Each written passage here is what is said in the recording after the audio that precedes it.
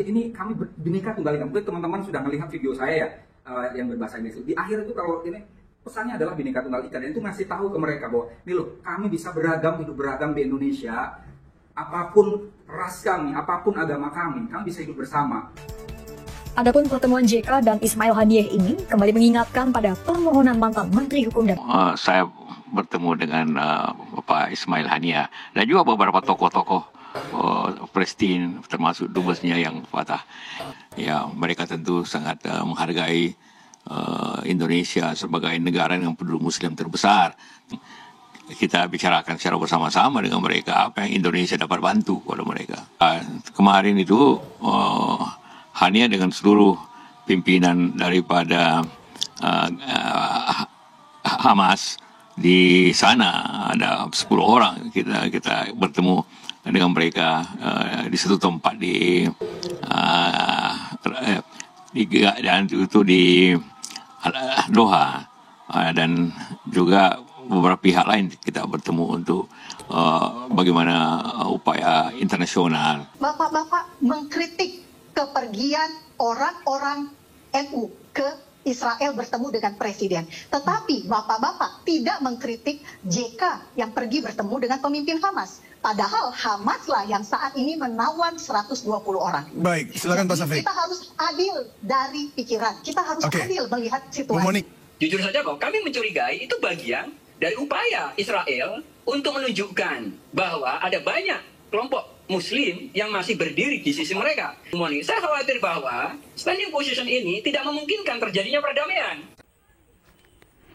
Shalom, sukacita dan damai sejahtera untuk kita semua. Seperti yang kita saksikan dalam cuplikan video ini, di mana sangat viral saat ini tentang pertemuan kedua belah pihak Palestina dengan Bapak mantan Presiden Yusuf Kala dan juga tokoh Nahdlatul Ulama bertemu dengan Presiden Israel.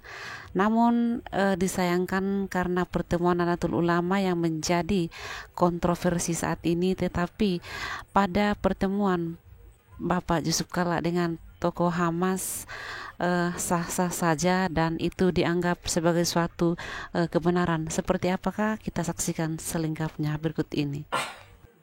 Ini adalah suatu pelajaran besar bagi saya pribadi, bahwa niat baik, tindakan baik, kadang efeknya belum tentu baik semacam itu. Itu pelajaran besar buat saya pribadi, dan ini saya juga mewakili kawan-kawan semua, dan perlu diketahui bahwa ini adalah kegiatan lintas iman, ya, bukan hanya NU.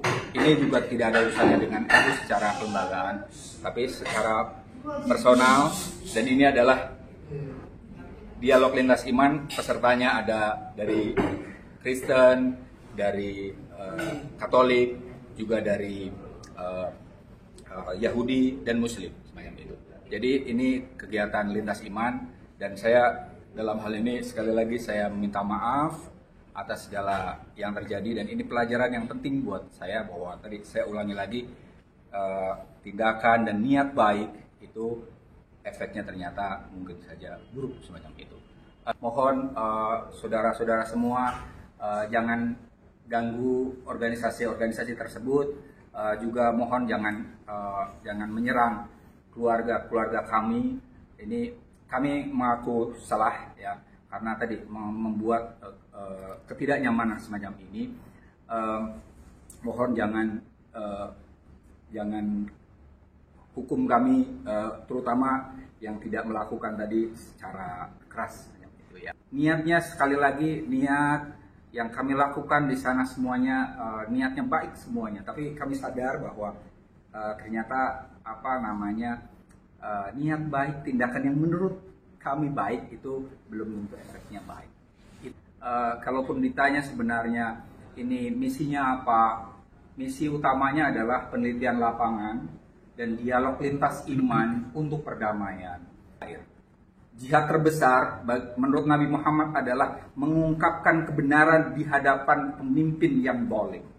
Saya punya kesempatan untuk mengungkapkan kebenaran di hadapan pemimpin yang zalim. Jadi itu bukan yang lain-lain, bukan gagah-gagahan ketemu dengan presiden. Tanya lebih lanjut, Mas Zen, itu kapan sih bertemu presiden istrinya, pas kapan, terus kesananya itu prosesnya seperti apa Mas Zen? Terus agendanya itu apakah benar udah ada agenda untuk bertemu dengan presiden Israel? Oke, satu-satu Mas. Tadi kapan dan proses kapan ketemu dengan presiden? Itu adalah tanggal 3 Juli 2024. Ya. Tapi kalau rangkaian seluruh kegiatan itu dari kapan? Rangkaiannya itu dari 30 Juni sampai 5 Juli 2024. Jadi baru awal bulan ini. Prosesnya siapa yang mengajak gitu Mas? Yang mengajak itu ini sebenarnya yang mengajak adalah kawan dari Harvard ya, dari Harvard penelitian. Jadi selama ini murni tadi ya saya bilang penelitian lapangan. Dari tahun 2021 itu saya sering beberapa kali diundang untuk berbicara tentang Palestina, Israel dan juga Indonesia semacam itu. Tapi kemudian teman saya ini ya udah akrab gitu kan, ya apakah Anda cuma ngomong doang, belum melihat langsung kan, gitu lah. Wah, saya dosen peneliti, makanya ada kesempatan. Emang saya bisa ke sana, bisa, nanti saya kasih jalan, gitu. Ya udah. Kemudian saya lihat apa yang saya teliti di sana. Pada dasarnya saya ingin meneliti tentang the life of Muslim in Israel. Bagaimana kehidupan Muslim di sana? Oke, kalau kehidupan Muslim di Gaza kita sudah tahu. Kehidupan kalau di Israel seperti apa? Semacam itu. Kemudian selebihnya karena saya juga terlibat tentang dialog lintas iman, saya ngajar juga tentang kajian lintas agama semacam itu. Maka kemudian ya kalaupun ke sana selain penelitian itu mohon pertemukan dengan yang relate dengan saya, yaitu tokoh-tokoh agama. Maka tadi kami berangkat ke sana itu 4 agama resmi di Indonesia, Muslim, Kristen, Katolik dan Yahudi. Ini jadi apa yang kami lakukan? Kami berangkat di sini, kami Bhinneka Tunggal Ika. Mungkin teman-teman sudah melihat video saya ya, yang berbahasa Inggris itu. Di akhir itu kalau ini pesannya adalah Bhinneka Tunggal Ika, dan itu ngasih tahu ke mereka bahwa ini loh, kami bisa hidup beragam di Indonesia. Apapun ras kami, apapun agama kami bisa hidup bersama. Mohon ini di tanah suci ini hiduplah secara damai bersama semacam itu. Tapi saya ngomongnya lagi-lagi tadi dengan terutama dengan orang-orang Israel ya, semacam itu. Mas belum berkoordinasi dengan PBNU terkait langkah keputusan ke Israel ini, apakah benar Mas? Pada dasarnya saya memang tadi ya undangan pribadi untuk penelitian ya, untuk penelitian dan dialog lintas iman sebenarnya. Jadi menurut hemat saya PBNU terlalu tinggi ya, gitu kan. Kemudian ini ya saya dosen itu kan kewajiban kami tidak hanya ngajak, tapi juga melakukan penelitian, pengabdian masyarakat. Jadi itu ya tapi saya minta maaf bahwa seharusnya saya berkoordinasi ya, seperti yang saya tadi bilang bahwa pesan saya kepada para pemuda yang itu kalau misalnya ada undangan semacam itu dan kemudian ini kok tricky, maka lebih baik konsultasi. Selama ini memang sudah dikatakan emang aman gitu ya, emang aman gitu kan. Tapi yang saya bayangkan adalah keamanan perang ya. Mungkin teman-teman sebagai jurnalis kan sama dengan peneliti ya. Kita akan apapun asal kita dapat ya oke gitu loh. Itu. Jadi seolah-olah ya ada kesempatan nih. Iya. Jadi saya ke sana. Kemudian yang kedua saya Muslim. Saya juga penceramah sebenarnya keagamaan itu. Di dalam Islam itu ada satu hadis Nabi, la tusyaddur rihal illa fi masajid. Jangan terlalu ngoyo untuk pergi ke suatu masjid kecuali ke 3 tempat. Mekah, Masjidil Haram, Madinah, Masjid Nabawi dan Masjidil Aqsa. Alhamdulillah saya sudah haji dan umroh. Saya sudah ke Mekah, saya sudah ke Madinah, ke Masjidil Haram dan Masjid Nabawi. Nah, ke Masjidil Aqsa belum nih. Jadi bagi saya, ada kesempatan, maka saya saya berangkat gitu. Jadi ada dahaga rohani, ada dahaga intelektual untuk penelitian, kemudian juga tadi ada misi perdamaian semacam itu. Pak, berarti itu visa yang dipakai berangkat sana itu visa apa Pak? Visa turis. Visa turis ya berarti. Iya. Itu prosesnya gimana sih Bang? Terbang dari Indonesia menuju Israel, apakah transit dulu ke negara lain atau bagaimana? Ya, kan Indonesia nggak punya hubungan diplomatik. Betul. Saya ke Dubai dulu.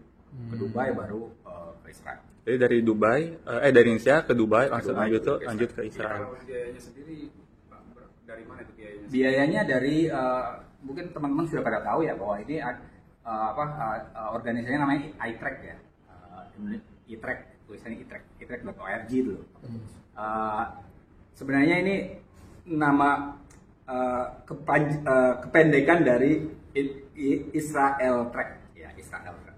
Tapi kemudian karena kami dari Indonesia kemudian Indonesia dong gitu, perjalanan orang Indonesia ke Israel. Tapi sebenarnya kami ya tadi tidak hanya ke Israel, walaupun ini bahasanya itu, tapi kami ke Palestina juga, ke West Bank, saya ke perbatasan Gaza. Sebenarnya pengen juga ke Gaza, cuman karena kondisi tidak aman maka kemudian tidak bisa ke Gaza. Dan kami ketemu tidak hanya dengan orang Israel, kami ketemu dengan saudara-saudara kita Palestina semacam itu. Bang, izin hasil daripada dialog itu yang udah pertemuan itu hasilnya gimana sih pada akhirnya? Dialog dengan Presiden Israel. Iya. Itu yang dibahas apa ya? Ya utamanya tadi nggak terlalu lama. Dialognya berapa ya? Mungkin 15-20 inilah ya 20. Utamanya ya kami mengungkapkan ya tadi kami mengharapkan perdamaian gitu kan. Mohon ini ya kita orang Indonesia kan punya tugas secara konstitusional untuk menghadirkan perdamaian dunia. Kemudian saya Muslim, pesan utama kita adalah salam. Nah, saya mengungkapkan perdamaian di hadapan orang-orang yang sedang nyerang. Artinya ini kan ya kita harus diplomasi ngomongnya gitu. Jadi ngomong gitu ya. Kami mengharapkan agar tidak ada serangan lebih lanjut tentang itu. Kalau ada yang mengatakan saya siapa, ya tadi udah saya bilang juga ya. Contoh kemarin mungkin ada kawan saya yang sudah memberikan pernyataan di Metro TV ya, bahwa contohnya misalnya khutbah Jumat ya kan. Saya juga kadang seringkali jadi khotib Jumat gitu. Tugas khotib Jumat, kewajiban khotib Jumat itu mengajak para jemaah semuanya untuk bertakwa kepada Tuhan, ya kan? Taqullah, ya kan? Usikum wa nafsi bitaqwallah. Nah, di depan kami mungkin aja ada orang yang lebih pintar, lebih soleh dan seterusnya ya. Sementara saya mungkin bukan siapa saja. Dan apakah jadi kemudian di depan mungkin di depan khotib ada juga yang orang yang biasa-biasa aja, ya kan? Tapi apakah dengan mengatakan gitu ketika saya mengatakan ittaqullah, bertakwa pada Allah itu saya lebih takwa kan ya enggak? Apakah dengan demikian saya bisa mengubah orang yang tadinya tidak takwa menjadi takwa kan ya enggak? Tapi apakah dengan demikian pernyataan untuk mengajak orang bertakwa itu harus dihapus? Saya salah, tapi kan mohon beri kesempatan berikutnya ya. Kalaupun ditanya sebenarnya ini misinya apa? Misi utamanya adalah penelitian lapangan dan dialog lintas iman untuk perdamaian. Jadi saya mengungkapkan perdamaian kepada Israel. Dan alhamdulillah, jadi kok bisa-bisanya saya yang bukan siapa-siapa, Zainul Ma'arif, saya nggak ngaku sebagai orang besar. Saya bukan Gus Dur, saya bukan Gus Yahya, saya orang biasa. Cuman ini ada kesempatan bisa bertemu dengan presiden, dan ini sebenarnya additional event ya. Utamanya adalah dialog lintas iman, ini ada kesempatan. Maka saya sebagai Muslim, sebagai saya juga penceramah, ini ya bagian dari kalimatul haq inda sultanin jair.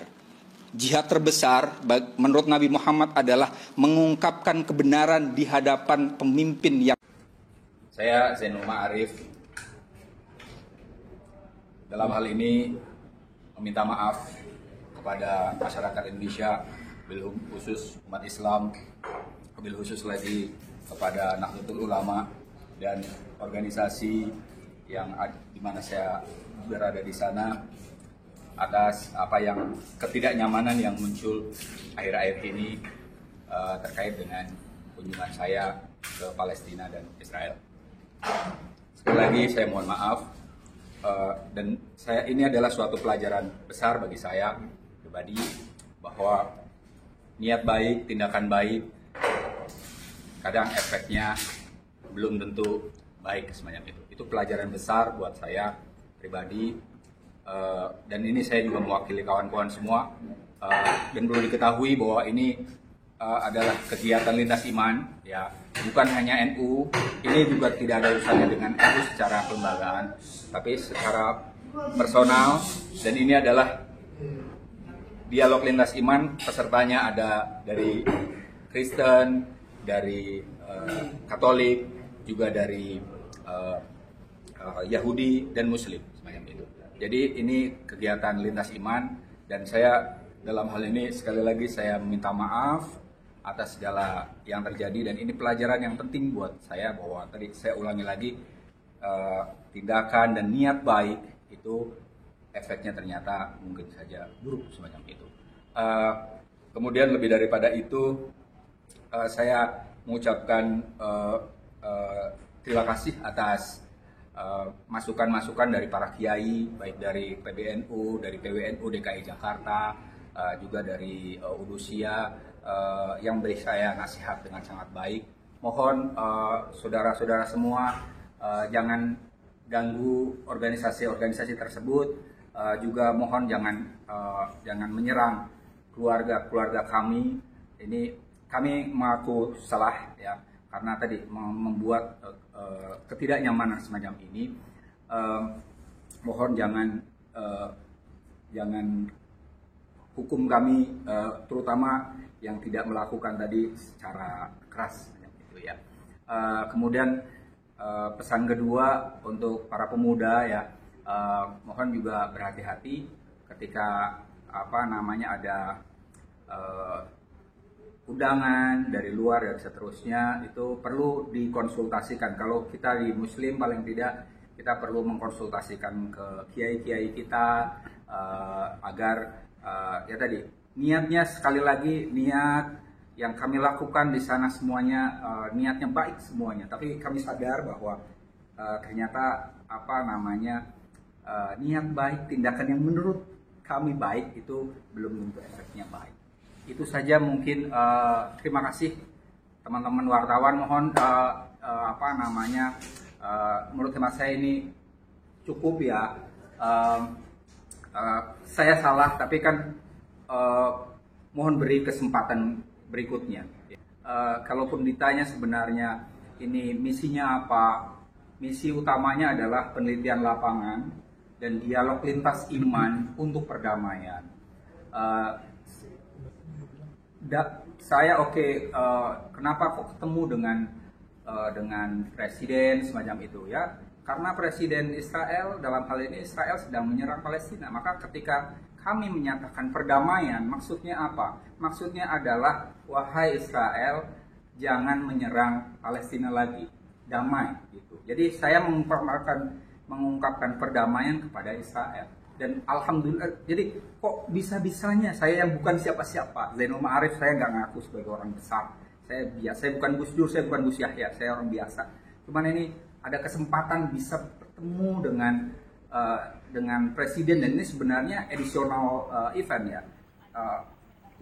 Utamanya adalah dialog lintas iman. Ini ada kesempatan. Maka saya sebagai Muslim, sebagai saya juga penceramah, ini ya bagian dari kalimatul haq inda sultanin jair. Jihad terbesar menurut Nabi Muhammad adalah mengungkapkan kebenaran di hadapan pemimpin yang zalim. Saya punya kesempatan untuk mengungkapkan kebenaran di hadapan pemimpin yang zalim. Jadi itu bukan yang lain-lain, bukan gagah-gagahan ketemu dengan presiden. Itu saya kira cukup ungkapan saya. Sekali lagi, dengan segala ketulusan hati, dengan segala kerendahan hati, saya mohon maaf sebesar-besarnya. Saya mewakili kawan-kawan saya yang Muslim terutama, dan semua itu saya mohon maaf, kami mohon maaf atas segala ketidaknyamanan ini. Sekali lagi mohon maaf. Wallahul muwaffiq ila aqwamit thariq. Wassalamualaikum warahmatullahi wabarakatuh.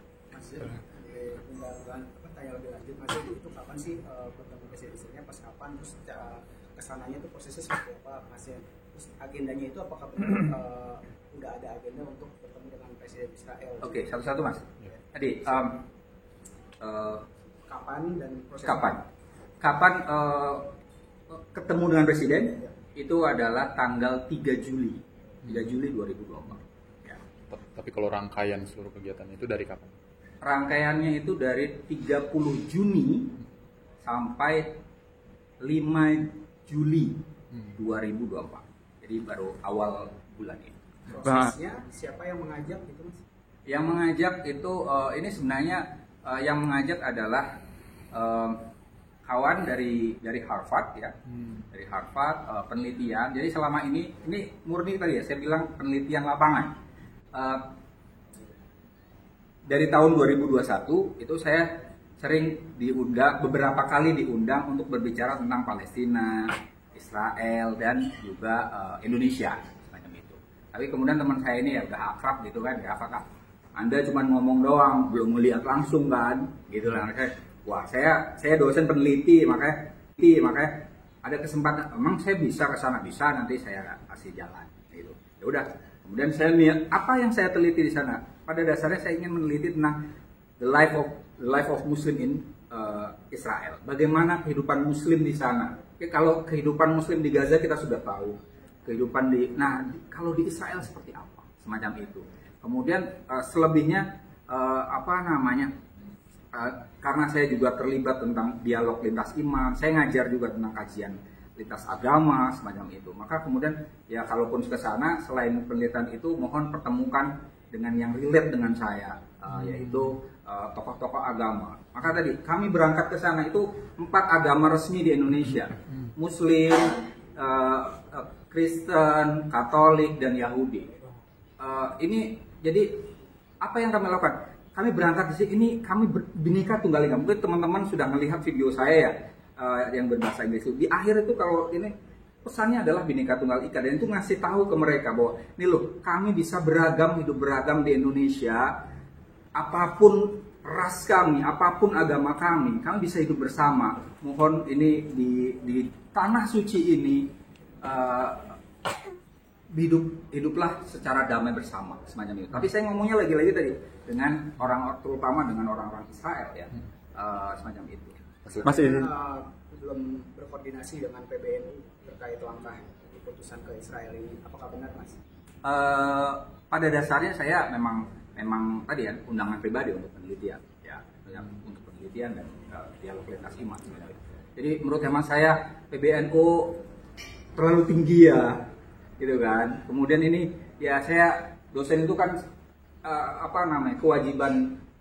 kewajiban kami tidak hanya ngajar, tapi juga melakukan penelitian, pengabdian masyarakat. Jadi itu ya tapi saya minta maaf bahwa seharusnya saya berkoordinasi ya, seperti yang saya tadi bilang bahwa pesan saya kepada para pemuda yang itu kalau misalnya ada undangan semacam itu dan kemudian ini kok tricky, maka lebih baik konsultasi. Selama ini memang emang aman gitu ya, emang aman gitu kan. Tapi yang saya bayangkan adalah keamanan perang ya.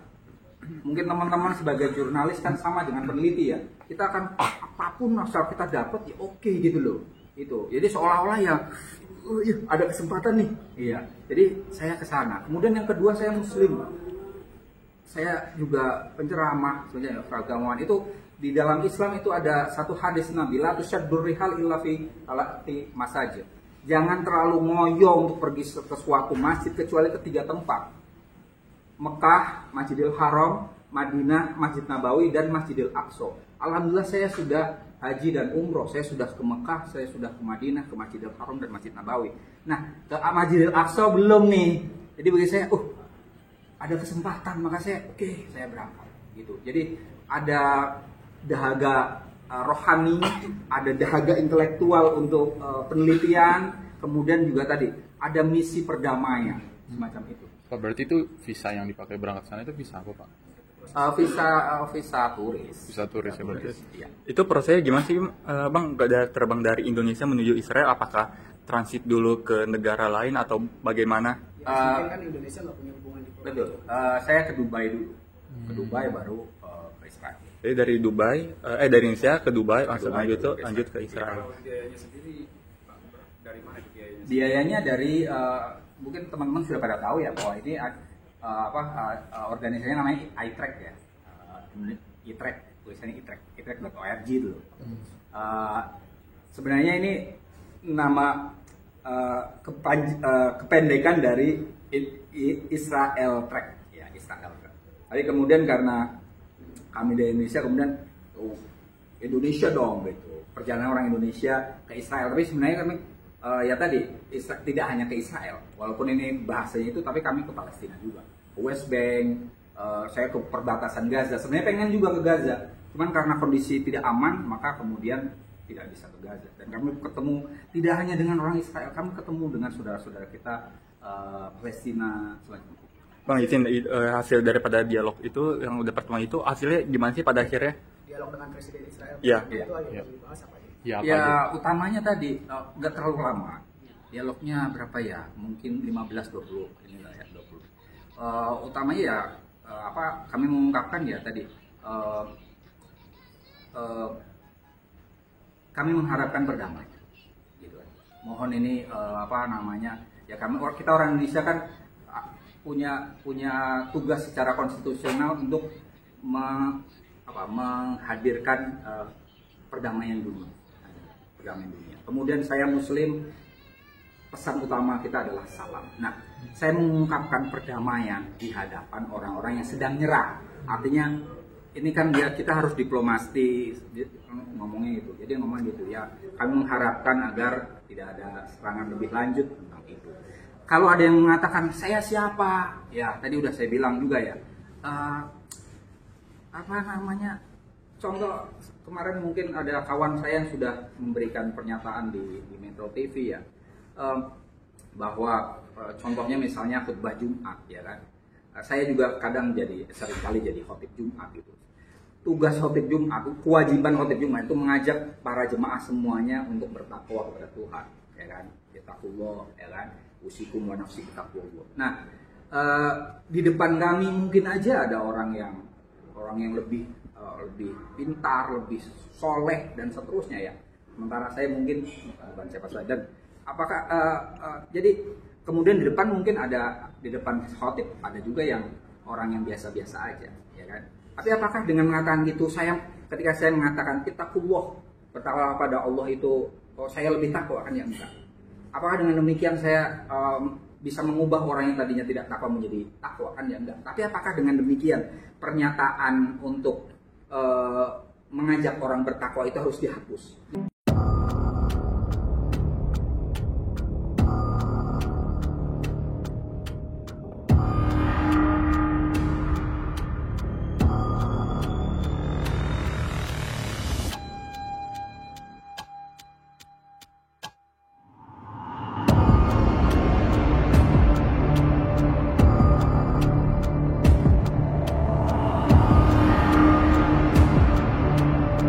Ya, tentu dia banyak memberikan respon. Tergantung sebenarnya cara atau makna kunjungan. Kalau makna kunjungan itu ingin mendiskusikan perdamaian, itu boleh saja. Saya sering berdiskusi dengan Israel untuk bagaimana tercapai perdamaian. Kalau Anda ingin mencari perdamaian, harus kenal kedua belah pihak. Kalau Anda tidak kenal Israel, hanya presiden, itu tidak bisa mendorong perdamaian. Karena itu juga kita harus berkomunikasi, walaupun kesalahan sebenarnya karena dia tersenyum di fotonya. Saya salah, tapi kan mohon beri kesempatan berikutnya. Ya, kalaupun ditanya sebenarnya ini misinya apa, misi utamanya adalah penelitian lapangan dan dialog lintas iman untuk perdamaian. Jadi saya mengungkapkan perdamaian kepada Israel. Dan alhamdulillah, jadi kok bisa-bisanya saya yang bukan siapa-siapa, Zainul Ma'arif, saya nggak ngaku sebagai orang besar. Saya biasa, saya bukan Gus Dur, saya bukan Gus Yahya, saya orang biasa. Cuman ini ada kesempatan bisa bertemu dengan presiden, dan ini sebenarnya additional event ya. Utamanya adalah dialog lintas iman, ini ada kesempatan. Maka saya sebagai Muslim, sebagai saya juga penceramah, ini ya bagian dari kalimatul haq inda sultanin jair. Jihad terbesar menurut Nabi Muhammad adalah mengungkapkan kebenaran di hadapan pemimpin yang... Sekali lagi saya mohon maaf, dan ini adalah suatu pelajaran besar bagi saya pribadi, bahwa niat baik, tindakan baik kadang efeknya belum tentu baik semacam itu. Itu pelajaran besar buat saya pribadi, dan ini saya juga mewakili kawan-kawan semua, dan perlu diketahui bahwa ini adalah kegiatan lintas iman, ya, bukan hanya NU. Ini juga tidak ada urusannya dengan NU secara kelembagaan, tapi secara personal. Dan ini adalah dialog lintas iman, pesertanya ada dari Kristen, dari Katolik, juga dari Yahudi dan Muslim semacam itu. Jadi ini kegiatan lintas iman, dan saya dalam hal ini sekali lagi saya meminta maaf atas segala yang terjadi, dan ini pelajaran yang penting buat saya bahwa tadi saya ulangi lagi, tindakan dan niat baik itu efeknya ternyata mungkin saja buruk semacam itu. Kemudian lebih daripada itu, saya mengucapkan terima kasih atas masukan-masukan dari para kiai, baik dari PBNU, dari PWNU DKI Jakarta, juga dari Udusia, yang beri saya nasihat dengan sangat baik.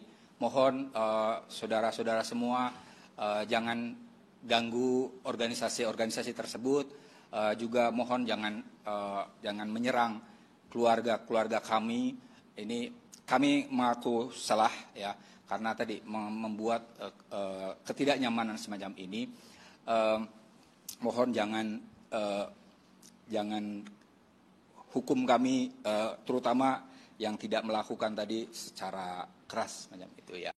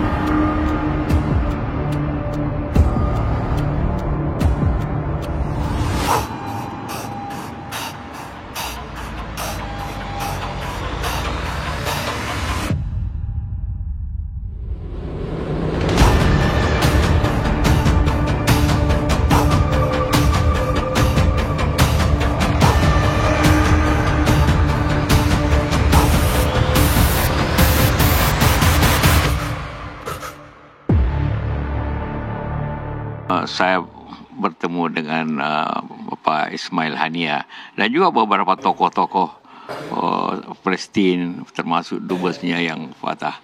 Yang pertama tentu saya tadi katakan menyatakan bersungkawa atas dan doa kepada syahid yang telah begitu banyak meninggal, termasuk saudara dan anak daripada Ismail Haniah. Itu baru saja kena bom, diajarkan beberapa waktu yang lalu. Jadi mereka juga dalam keadaan sedih, dan karena itulah maka ya, saya selalu katakan bangsa Indonesia selalu mendoakan. Tiap Jumat kita berdoa di masjid semuanya untuk itu, dan tentu mau juga membantu walaupun itu sulit. Jadi itu akan ya mereka tentu sangat menghargai Indonesia sebagai negara yang penduduk Muslim terbesar, tentu mengharapkan kerjasama yang lebih kuat dan mendorong upaya perdamaian di sana. Pihak Hamas sendiri ingin syarat begitu ceasefire permanen. Artinya perang dianggapnya sudah kita akhiri.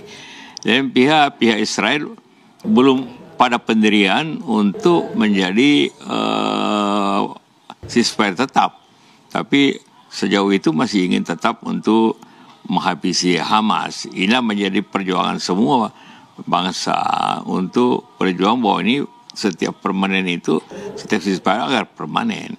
Di sini letaknya persoalannya yang sampai sekarang setelah Doha pertemuannya daripada para wakil-wakil kedua belah pihak, sekarang beralih ke Mesir. Dia ke Mesir. Mudah-mudahan Mesir dapat berusaha ke arah situ. Tapi ini memang bukan hal yang mudah, karena di Presiden sendiri pecah dua. Seperti saya katakan tadi, di tepi barat lain pemerintahnya oleh Al-Fatah, PLO, di jalur Gaza itu Hamas, dan masyarakat umum yang mengharapkan menghentikan semua ini. Nah, di sini posisi Indonesia pertama posisi sebagai kemanusiaan harus membantu, tapi posisi untuk menekan kedua belah pihak untuk segera mengakhiri perang ini. Ini yang kita bicarakan secara bersama-sama dengan mereka, apa yang Indonesia dapat bantu kepada mereka. Baik. Ya, kemarin itu Hania dengan seluruh pimpinan daripada Hamas di sana, ada 10 orang kita bertemu dengan mereka di satu tempat di